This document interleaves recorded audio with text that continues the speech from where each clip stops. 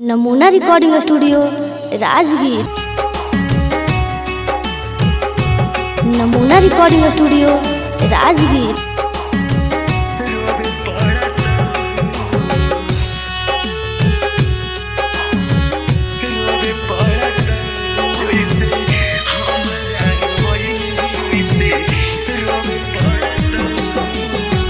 खुशी खुशी में हदी लगा बाबा तारू हाथ में होते भोर चहल जइबू पियावा के साथ में।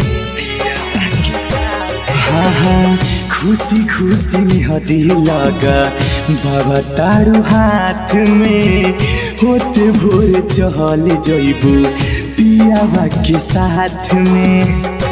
जाके ससुरा में मंगिया तोरो ढोबे पड़तौ, जाके ससुरा में मंगिया तोरो ढोबे पड़तौ गे पगली हमारा रोबनी जैसे रोबे पड़तौ, जैसे हमारा रोबनी वैसे रोबे पड़तौ।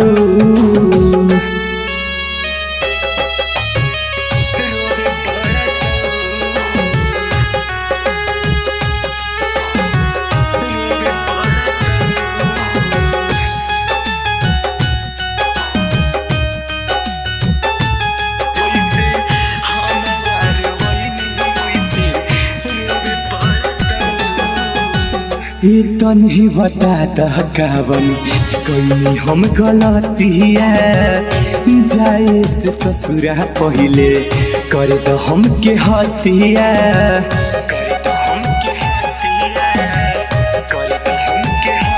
हाँ तनी बता दहकावन कहीं हम गलतिया जाए से ससुरा पहले कर द हम के हतिया।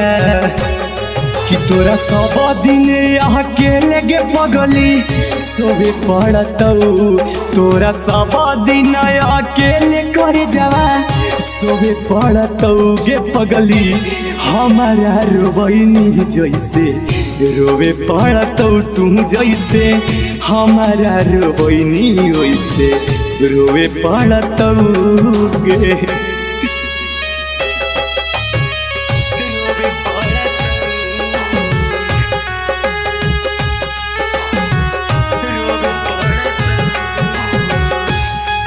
नमूना रिकॉर्डिंग स्टूडियो राजगीर।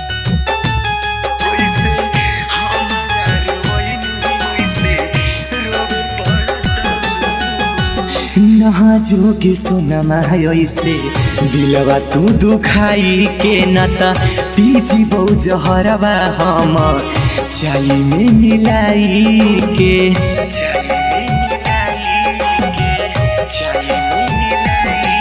हाँ नहा जोगे सोनमा ऐसे दिलवा तू दुखाई के नता पीछी बहु जहरवा हम चाय में मिलाई के।